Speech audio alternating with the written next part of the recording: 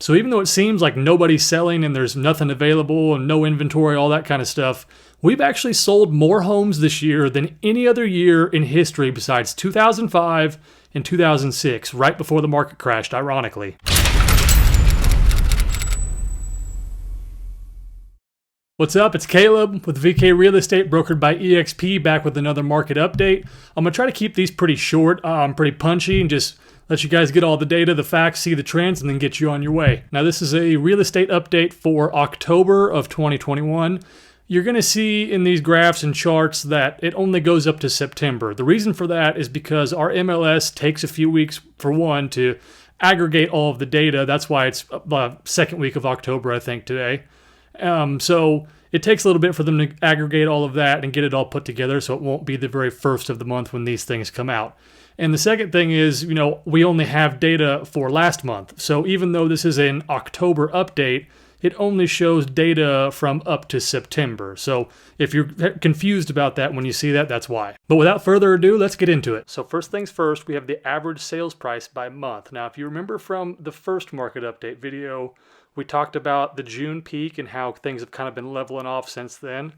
I expect this trend to continue.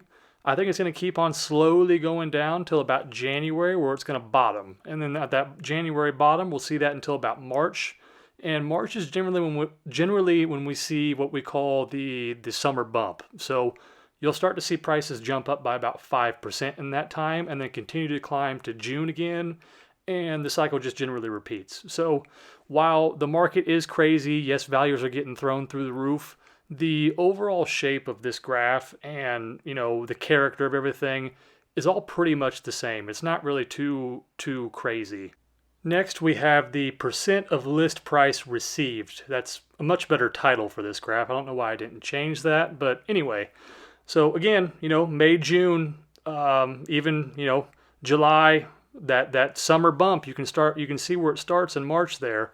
That's when things start getting real crazy. A lot of buyers in the market during that time. So things were selling 103, close to 104% of list price. So that's on a $300,000 house, that's $9,000 to $12,000, or if I could do math, $9,000 to $12,000 over asking, which is, insane. But again, dropping right now down to about, just under asking price now. So if you're a buyer, it's harder to move during this time, especially when you have kids. But if you can make it happen, now's a really good time, because there's less people in the market. So less competition, more homes available, less multiple offers. A really good time to be a buyer right now. I'm going to go through these last couple here pretty quick because, again, nothing too crazy going on. So we got days on the market here.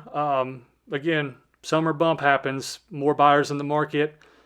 Things are on the market for a lot shorter period of time because people want to move and they want to have something now. So starting in March, days on the market goes way down, and now we're slowly starting to see it creep back up. We're up to, I think, 17 days is the average across the metro. This chart here shows the current months of supply in our market.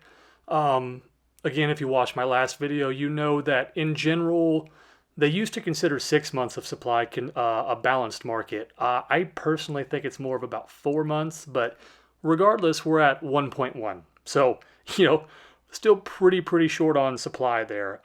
The graph kind of makes it look more intense than it actually is, because we only gained 1/10 of a month from August to September. So in the grand scheme of things, really no change there. Lastly, we have the number of closed and pending sales by month. Again, summer bump comes around March. More homes go on the market. More people are in the market looking to buy. So you always see things kind of climb up, plateau around June, July, and then start to slowly go down back again to January. And the cycle just repeats itself. I saw a stat the other day that we could possibly in 2021 break the record for the most homes ever sold, which kind of shocked me a little bit, to be honest, because, we've been hearing from CNBC and all these other people that there's just no homes available. There's no inventory.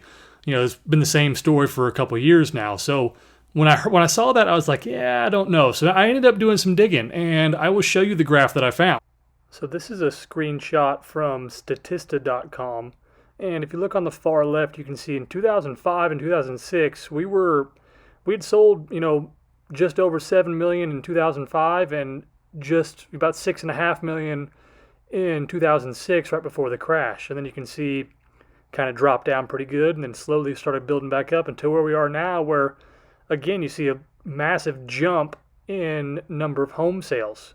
Probably because, prices are high, so people are trying to get out of there and get all that equity they have. So even though it seems like nobody's selling and there's nothing available and no inventory, all that kind of stuff, we've actually sold more homes this year than any other year in history besides 2005 and 2006, right before the market crashed, ironically. Is that a coincidence? I doubt it.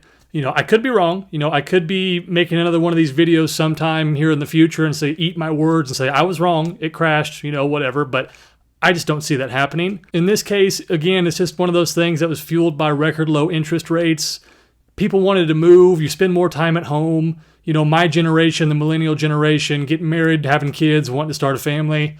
A lot of big migration patterns too, from the coast to the inner city. There's just so many different factors in there that you can't hardly pinpoint it on, one thing that's causing it all. But at the end of the day, there are homes being sold. They're just selling super quick. So I'm going to keep an eye on this. Like I said, I expect things to keep kind of going down to about January and then plateau and start jumping up again in March. So, if you're a buyer right now, could be a good time. A lot less competition out there. If you can make it swing, my kids are in school. So if you got kids and you're moving, have a family or whatever, it might be kind of tough. But if you can swing it, now's a good time.